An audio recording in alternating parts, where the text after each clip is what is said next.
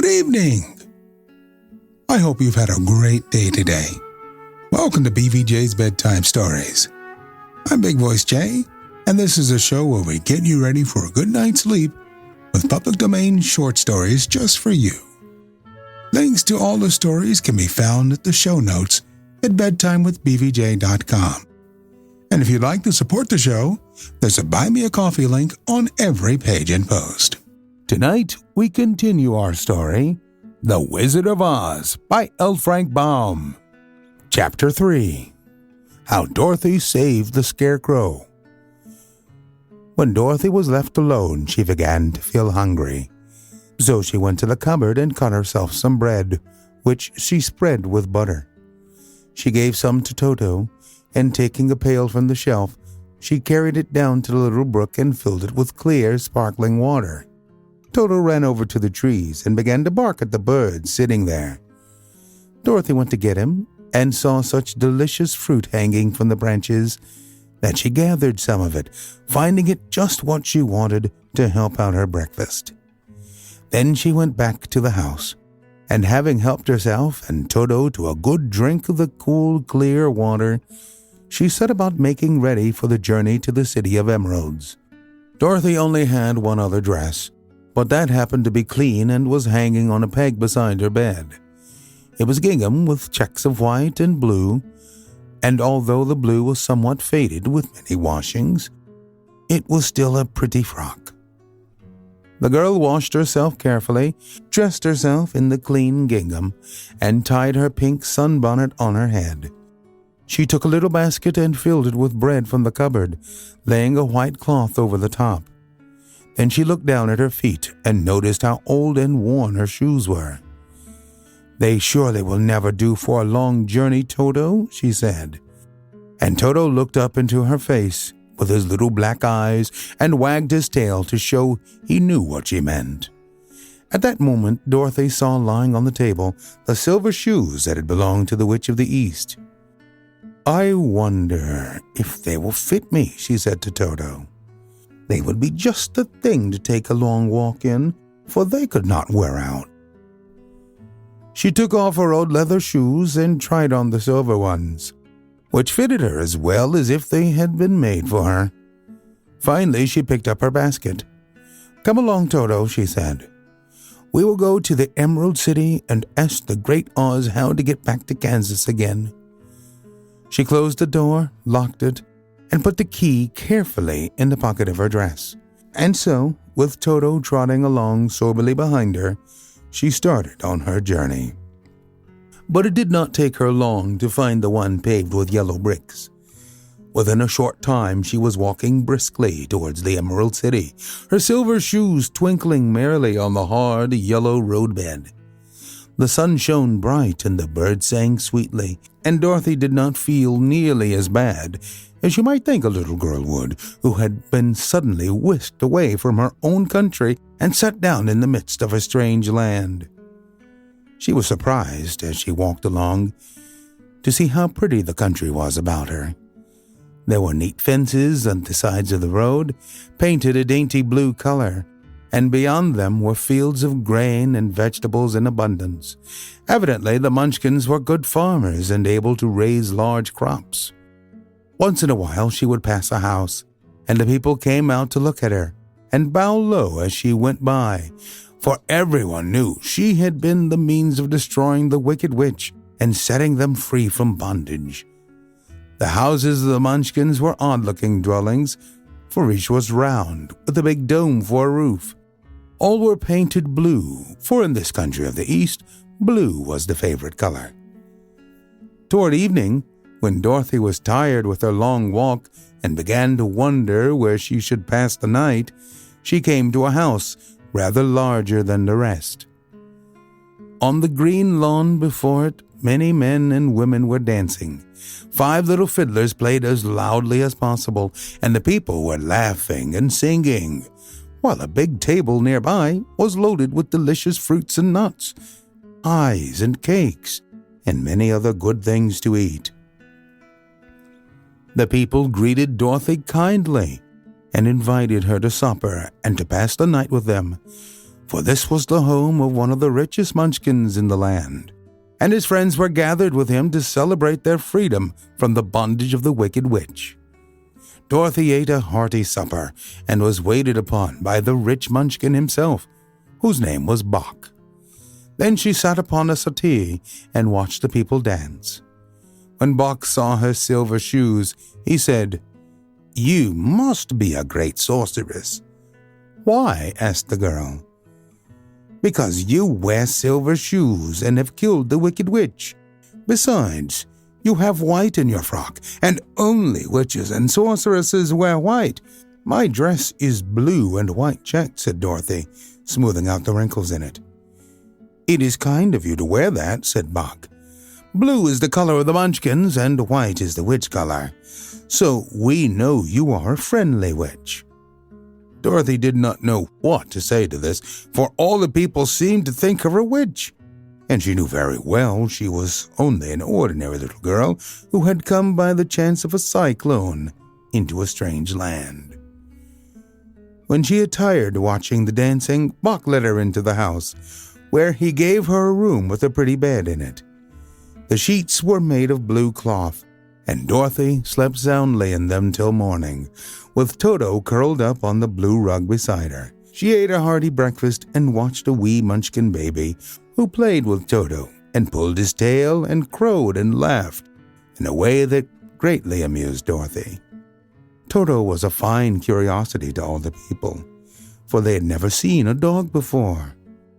"How far is it to the Emerald City?" the girl asked. "I do not know," answered Bock gravely, "for I have never been there. It is better for people to keep away from Oz, unless they have business with him. But it is a long way to the Emerald City, and it will take you many days. The country here is rich and pleasant, but you must pass through rough and dangerous places before you reach the end of your journey." This worried Dorothy a little, for she knew that only the Great Oz could help her get to Kansas again, so she bravely resolved not to turn back. She bade her friends goodbye and again started the long low road of yellow brick.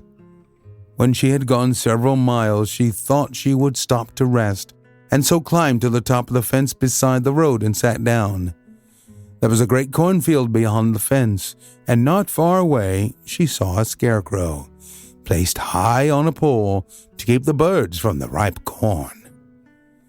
Dorothy leaned her chin upon her hand and gazed thoughtfully at the scarecrow. Its head was a small sack stuffed with straw, with eyes, nose, and mouth painted on it to represent a face. An old, pointed blue hat that had belonged to some Munchkin was perched on his head, and the rest of the figure was a blue suit of clothes, worn and faded, which had also been stuffed with straw. On the feet were some old boots with blue tops, such as every man wore in this country, and the figure was raised above the stalks of corn by means of the pole stuck up its back. While Dorothy was looking earnestly into the odd painted face of the scarecrow, she was surprised to see one of the eyes slowly wink at her. She thought she must have been mistaken at first, for none of the scarecrows in Kansas ever wink, but presently the figure nodded its head to her in a friendly way. Then she climbed down from the fence and walked up to it, while Toto ran around the pole and barked. "Good day," said the scarecrow in a rather husky voice. "Do you speak?" asked the girl in wonder. "Certainly," answered the scarecrow. "How do you do?" "I'm pretty well, thank you," replied Dorothy politely. "How do you do?" "I'm not feeling well," said the scarecrow with a smile, "for it is very tedious being perched up here night and day to scare away crows." "Can't you get down?" asked Dorothy. "No, for this pole is stuck up my back. If you will, please take away the pole. I shall be greatly obliged to you." Dorothy reached up both arms and lifted the figure off the pole. For being stuffed with straw, it was quite light. "Thank you very much," said the scarecrow, when he had been set down on the ground. I feel like a new man." Dorothy was puzzled at this, for it sounded odd to hear a stuffed man speak, and to see him bow and walk along beside her. "Who are you?" asked the Scarecrow, when he had stretched himself and yawned. "And where are you going?" "My name is Dorothy," said the girl, "and I am going to the Emerald City to ask the Great Oz to send me back to Kansas." "Where is the Emerald City?" he inquired. "And who is Oz?" "Why, don't you know?" she returned in surprise. "No, indeed, I don't know anything. You see, I am stuffed, so I have no brains at all," he answered sadly. "Oh," said Dorothy, "I'm awfully sorry for you." "Do you think," he asked, "if I go to the Emerald City with you, that Oz would give me some brains?" "I cannot tell," she returned, "but you may come with me if you like. If Oz will not give you any brains, you will be no worse off than you are now." "That is true," said the Scarecrow. "You see," he continued confidentially, "I don't mind my legs and arms and body being stuffed because I cannot get hurt.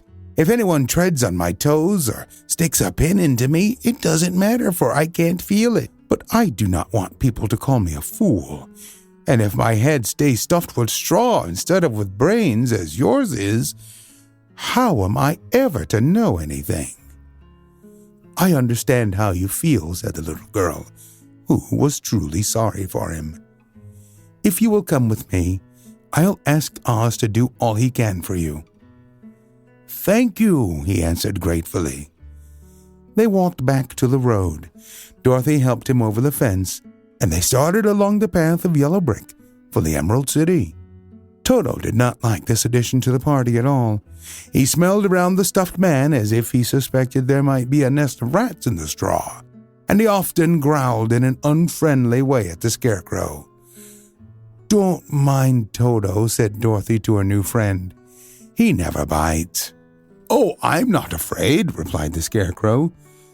"He can't hurt the straw. Do let me carry that basket for you. I shall not mind it, for I can't get tired. I'll tell you a secret," he continued as he walked along. "There is only one thing in the world I am afraid of." "What is that?" asked Dorothy. "The Munchkin farmer who made you?" "No," answered the Scarecrow. "It's a lighted match." Chapter 4. The Road Through the Forest. After a few hours, the road began to be rough, and the walking grew so difficult that the Scarecrow often stumbled over the yellow bricks, which were here very uneven. Sometimes, indeed, they were broken or missing altogether, leaving holes that Toto jumped across and Dorothy walked around. As for the Scarecrow, having no brains, he walked straight ahead, and so stepped into the holes and fell at full length on the hard bricks. It never hurt him, however, and Dorothy would pick him up and set him upon his feet again, while he joined her in laughing merrily at his own mishap. The farms were not nearly so well cared for here as they were further back. There were fewer houses and fewer fruit trees, and the farther they went, the more dismal and lonesome the country became. At noon they sat down by the roadside near a little brook, and Dorothy opened her basket and got out some bread. She offered a piece to the Scarecrow, but he refused. "I am never hungry," he said. "And it is a lucky thing I am not, for my mouth is only painted, and if I should cut a hole in it so I could eat, the straw I'm stuffed with would come out, and that would spoil the shape of my head." Dorothy saw at once that this was true, so she only nodded and went on eating her bread. "Tell me something about yourself and the country you come from," said the Scarecrow when she had finished her dinner. So she told him all about Kansas, and how gray everything was there, and how the cyclone had carried her to this odd land of Oz. The Scarecrow listened carefully and said, "I cannot understand why you would wish to leave this beautiful country and go back to the dry, gray place you call Kansas." "That is because you have no brains," answered the girl. "No matter how dreary and gray our homes are, we people of flesh and blood would rather live there than in any other country, be it ever so beautiful. There's no place like home." The Scarecrow sighed.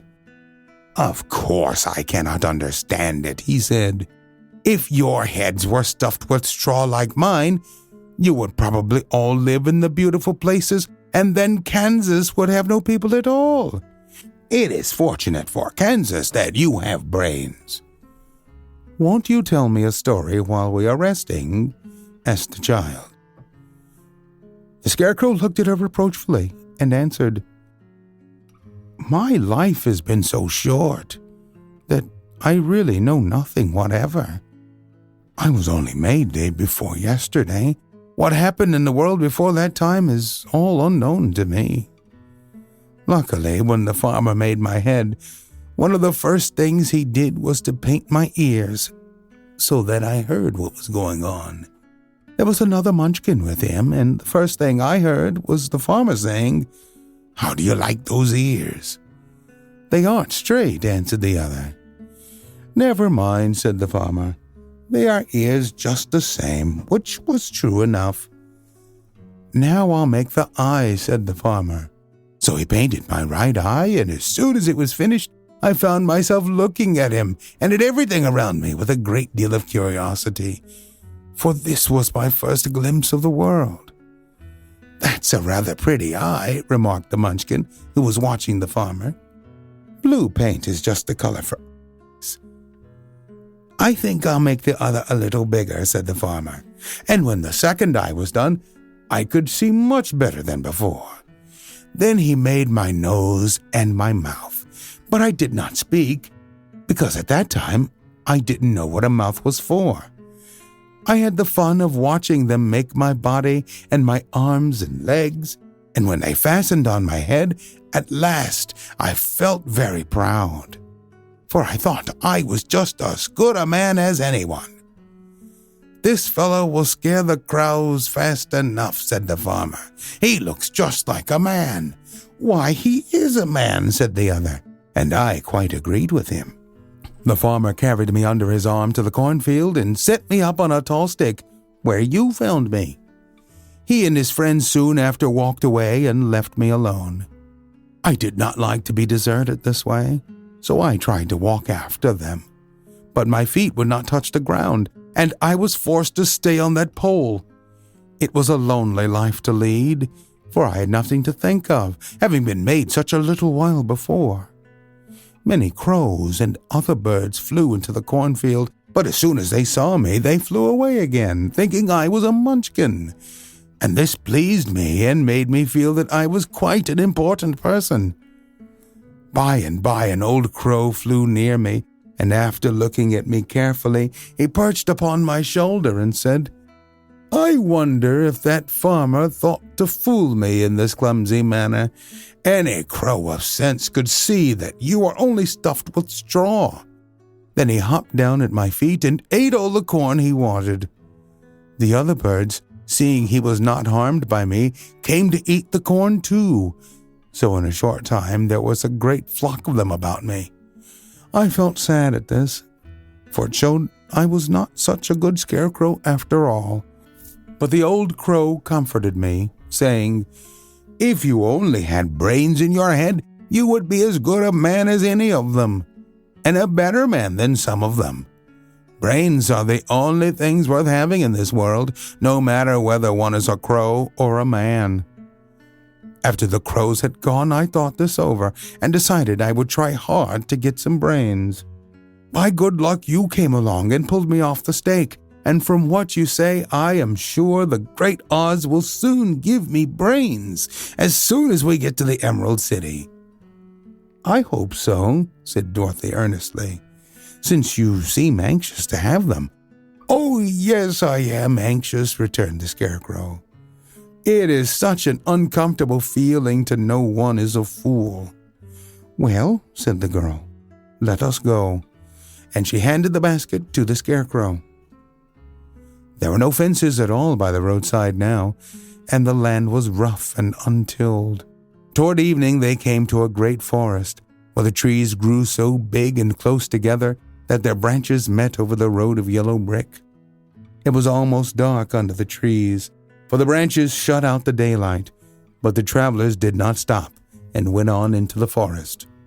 "If this road goes in, it must come out," said the Scarecrow. "And as the Emerald City is at the other end of the road, we must go wherever it leads us." "Anyone would know that," said Dorothy. "Certainly. That is why I know it," returned the Scarecrow.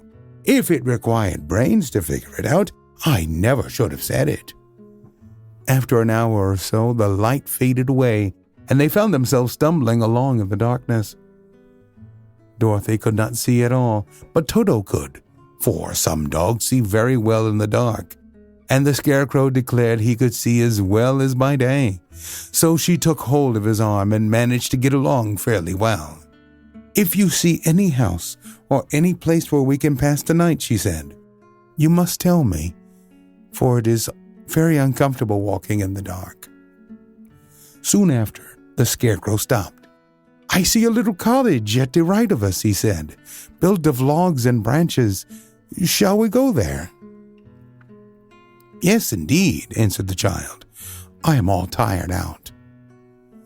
So the Scarecrow led her through the trees until they reached the cottage, and Dorothy entered and found a bed of dried leaves in one corner. She lay down at once, and with Toto beside her, soon fell into a sound sleep. The Scarecrow, who was never tired, stood up in another corner and waited patiently until morning came. We'll continue our story on our next episode. I want to remind you that we're always looking for great stories like this one to feature on the show. Send your suggestions to bigvoicejay@gmail.com. We've got a YouTube channel full of stories from the show. Go to tiny.cc/BVJ Bedtime. Don't forget to leave us a review on Apple Podcasts. It helps to spread the word that we're putting people to sleep every single night. And if you'd like to support the show, there's a Buy Me a Coffee link on every page and post. Thank you so much for listening. Good night. Diamond Club hopes you have enjoyed this program.